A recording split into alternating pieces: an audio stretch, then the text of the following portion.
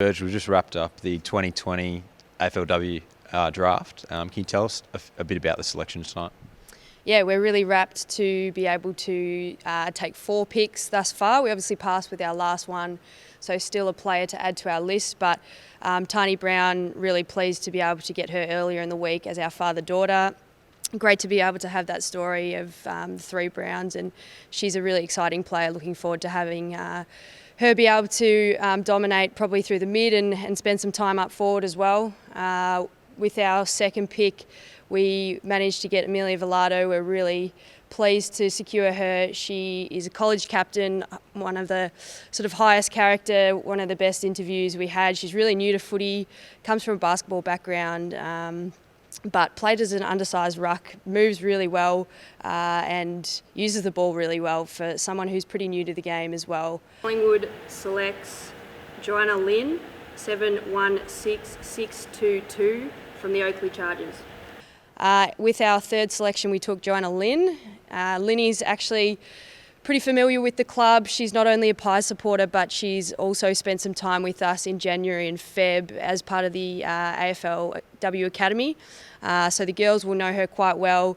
Outstanding leadership, really high footy IQ, and gets around the ground really well.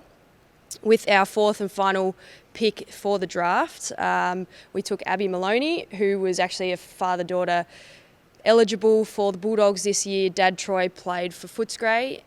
She's a really mobile key forward, has really strong hands and also doesn't mind a snag or two, but when the ball hits the ground she's also pretty fierce for a taller girl to be able to get down and pressure. So our fifth pick we'll obviously have some discussions about over the next day or so and finalise our list in the next 24 to 48 hours.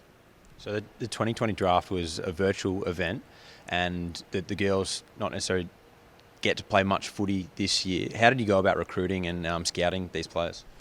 Yeah, it was really unique. We certainly would have loved to see them play the champs and also spend some time within the AFLW programs. Obviously, both weren't able to happen, so it was a really important year to be able to really strongly reference check the girls, have a chat to them, see how they're actually travelling, but look back at some footage from at the start of the year. There was only 3 rounds played of the NAB League, so we had to sort of go back last year, have a look through their tapes and see what improvements they'd made, but also understand what they'd been doing over the past sort of 6 to 12 months to put themselves in their best position to be selected. And we're really pleased with what the girls showed and over that short little time we got to see them, but also how they had really committed over the off season or this COVID season to get themselves in the best position to be drafted.